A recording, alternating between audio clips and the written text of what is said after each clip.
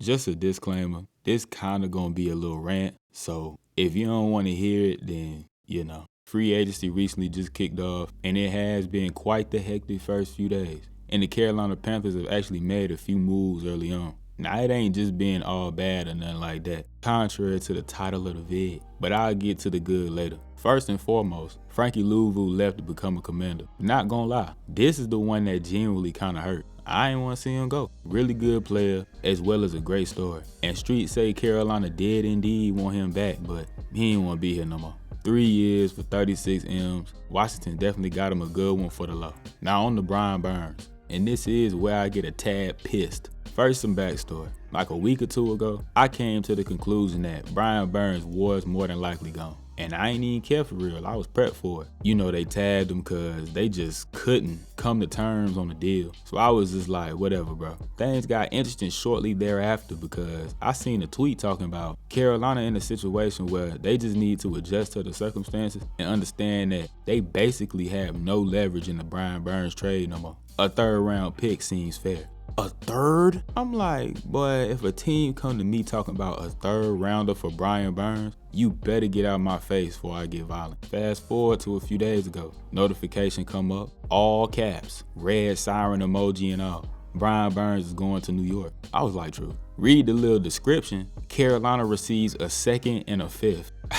Okay, before I do get upset, I wish Brian Burns the best. I will always continue to support. That is my dog. So the reason that this angered me so much is because you cannot forget that a team for this exact player that we are discussing currently offered 2 firsts for him. And hindsight is 2020, but Carolina ain't got no first right now, coming off a 2-win season. To go from 2 firsts, oh my God, to a 2nd rounder and a 5th makes me incredibly upset. Another quick side note, this literally has nothing to do with Dave Canales and Dan Morgan. They've just come in and taken over this sorry situation. It's just like, with the previous regimes, there had to be a disconnect somewhere. Either you already knew you weren't planning on giving Brian Burns the money he wanted, which would then mean turning down a trade of that magnitude is actually like stupid. Or low-key the more likely option, they really thought they was on to something, you feel me? Like, success was right around the corner and you wanted to keep Brian Burns and build around him, which it possibly could have been, but Carolina continued to make terrible decisions.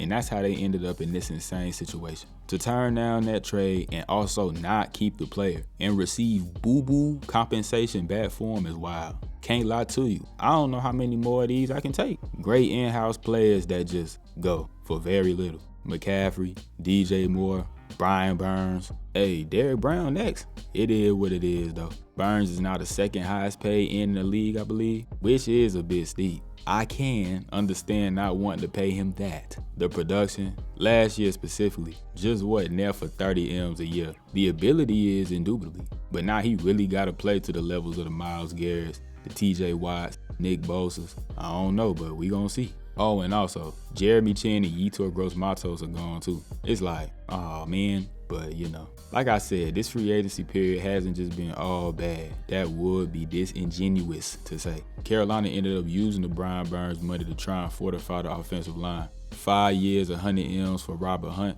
which does sound like a lot, but the guard market has recently increased a good bit. And considering both how good of a young player Hunt is, with how bad Carolina's offensive line was, it kind of just is what it is. I thought Rob Hunt was probably going to get 18, 19 M's a year, so the 20 wasn't really a surprise to me.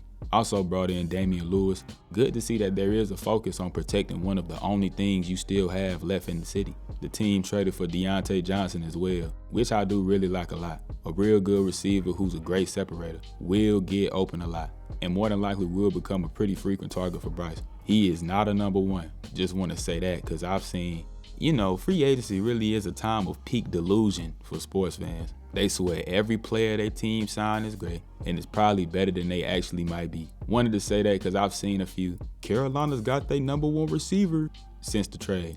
Like I was saying though, probably will become a target that Bryce goes to very often. A lot like a Adam Thielen. The difference between Thielen and Deontay is Deontay might drop the ball. Definitely did tone that down a good bit last year compared to his first 4. But it is a thing. And his effort has been questioned in the past. But he really just ain't want to be in Pittsburgh no more. And I ain't gonna lie, I can't blame him. Really good trade. Deontay Jackson was included, he gone.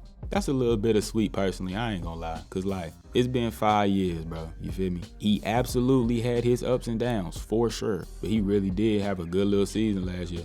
And he just seemed like a cool dude. Great culture guy. Him being in Pittsburgh makes a lot of sense. Revisiting the defensive side of the ball, re-signed Troy Hill, love that. As well as brought in Josie Jewell and Dane Jackson. Not mad at those at all. Especially considering the respect I have for Ejiro Evero. I think he can make almost anything work at this point, but we'll see. Might have left a few little things out of this video, but all in all, Carolina has slightly hurt me yet again with a couple things, but they are showing a very clear direction for the first time in years with some of their signings. They have written it on the wall what the objective is, and that's helping Bryce Young, which obviously I love. I spoke on Carolina as a whole not too long ago. I do believe that this team is doomed for the foreseeable future. I did make that though before this new regime got brought in, so you know, I got a little bit of that optimistic delusion going myself going into their first year on the job, but only time will tell.